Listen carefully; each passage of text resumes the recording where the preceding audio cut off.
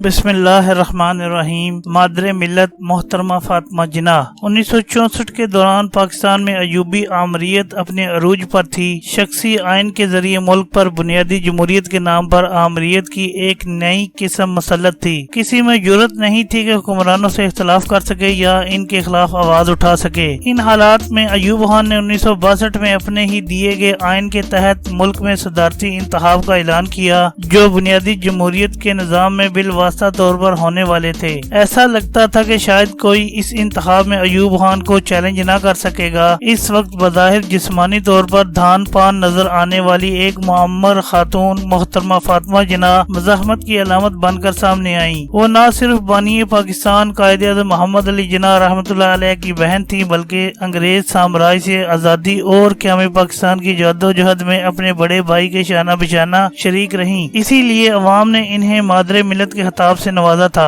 قائد اعظم رحمۃ اللہ علیہ کے انتقال کے بعد محترمہ فاطمہ جناح کو مخالفانہ حالات کا سامنا کرنا پڑا تھا، لیکن وہ تمام مشکلات سے بہت خوش اسلوبی کے ساتھ عہدہ برا ہوئیں اور کسی نہ کسی صورت نہ صرف قوم کی رہنمائی کرتی رہیں بلکہ شہری آزادی اور بنیادی انسانی حقوق کی جدوجہد میں بھی فعال کردار ادا کیا۔ تنازعات سے دور رہنے کے لیے محترمہ فاطمہ جناح نے خود کو ملکی سیاست سے علیحدہ کر لیا تھا، مگر ایوب خان کے مارشل لا نے انہیں ایک بار پھر ملک میں جمہوریت کی بحالی کے لیے میدان سیاست میں آنے پر مجبور کر دیا۔ چنانچہ اس باہمت خاتون نے ایوبی فسطائیت کو للکارا، اور یہ جانتے ہوئے بھی کہ پولیٹیکل گیم کے سارے رولز اور ریفری ایک آمر کی جیت کے لیے بنائے گئے ہیں، انتخابی میدان میں مقابلے کا اعلان کر دیا اور پیرانہ سالی میں نہ صرف آمر کے مقابلے میں خود ڈٹ گئیں بلکہ قوم کو بھی اپنے حقوق کے لیے لڑنے اور قائد اعظم کے تصورات کے مطابق پاکستان کو ڈھالنے کی جدوجہد کا حوصلہ دیا۔ ہم کہہ سکتے ہیں کہ اس ملک میں آئین کی حکمرانی اور جمہوریت کی بحالی کے لیے جدوجہد کا آغاز کرنے والی محترمہ فاطمہ جناح ہی تھیں، جنہوں نے دوسروں کو بھی آمر کے سامنے کھڑے ہونے اور ڈٹ جانے کا راستہ دکھایا اور حوصلہ دیا۔ تمام تر نامساعد حالات کے باوجود جب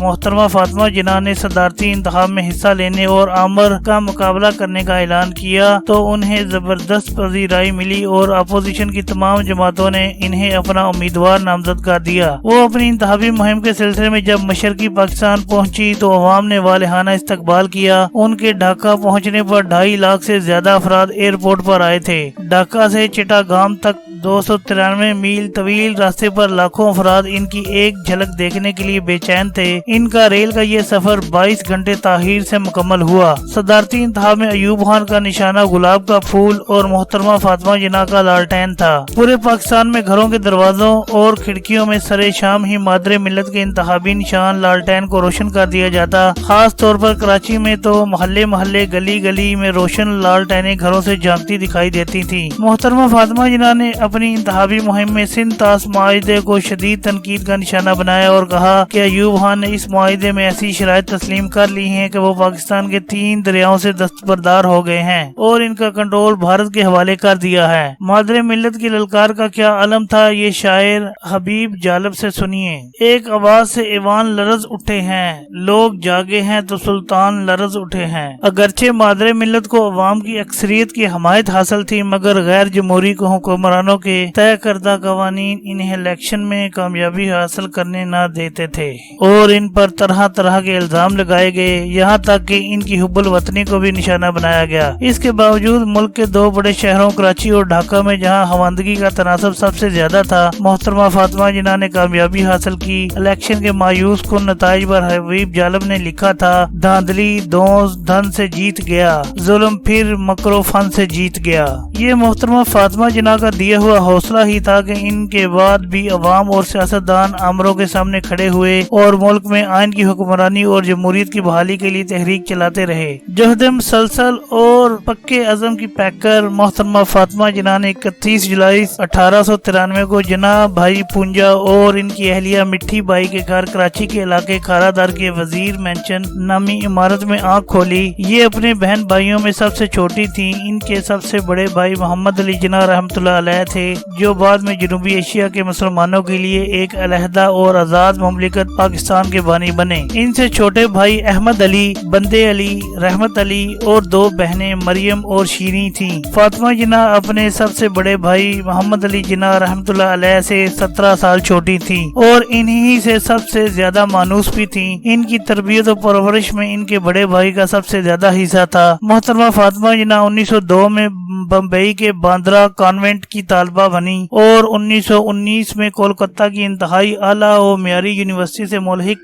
ڈاکٹر احمد ڈینٹل کالج میں داخلہ لیا۔ ڈینٹل سرجری کی سند لینے کے بعد 1923 میں انہوں نے بمبئی میں اپنا کلینک کھول لیا۔ میڈیکل پریکٹس کے ساتھ ساتھ محترمہ فاطمہ جناح اپنے بھائی قائد اعظم محمد علی جناح رحمۃ اللہ علیہ کی رفاقت میں آزادی کی جدوجہد میں بھی شریک رہیں اور اپنے بھائی کی تمام عوامی مصروفیات میں ان کے ہمراہ ہوتی تھیں۔ قیام پاکستان کے بعد بھارت سے مہاجرین کی بڑی تعداد میں آمد کا سلسلہ شروع ہوا۔ ہجرت کرنے والی خواتین کو درپیش مسائل کے حل کے لیے انہوں نے وومن ریلیف کمیٹی تشکیل دی۔ اس کمیٹی نے ہی آگے چل کر آل پاکستان وومن ایسوسی ایشن اپوا کی شکل اختیار کی جو بیگم رانا لیاقت علی خان نے قائم کی تھی۔ 9 جولائی 1967 کو محترمہ فاطمہ جناح اس جہان فانی سے کوچ کر گئیں۔ اگرچہ سرکاری طور پر آپ کی موت کی وجہ حرکت قلب بند ہونا بتائی گئی تھی مگر یہ باتیں عام تھیں کہ ان کی موت میں مبینہ طور پر اس وقت کے حکمرانوں کا ہاتھ تھا۔ محترمہ کے خاندان نے ان کی موت کی وجہ جاننے کے لیے انکوائری کا مطالبہ بھی کیا تھا۔